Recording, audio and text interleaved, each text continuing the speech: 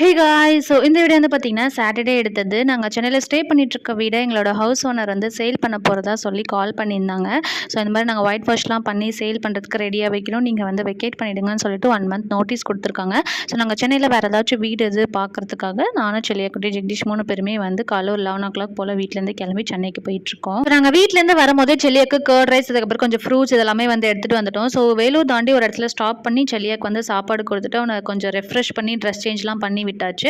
அதுக்கப்புறம் நாங்களுமே லஞ்ச் முடிச்சுட்டு மறுபடியும் ட்ராவல் ஸ்டார்ட் பண்ணிவிட்டு ஒரு 4:30 போல் நாங்கள் சென்னை வந்து ரீச் ஆகிட்டோம்.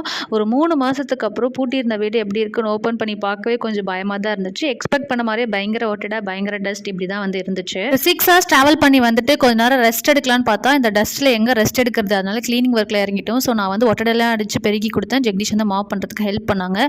ஸோ ஆல்ரெடி பயங்கர டயர்டு. ஸோ டின்னர் குக் பண்ண முடியல. அதனால் கேப்ஸில் பாப்கார்ன் சிக்கனும் டாமினோஸ் பீஸாவும் ஆர்டர் பண்ணி சாப்பிட்டுட்டு செல்லியாக்கு சத்தமாக செஞ்சு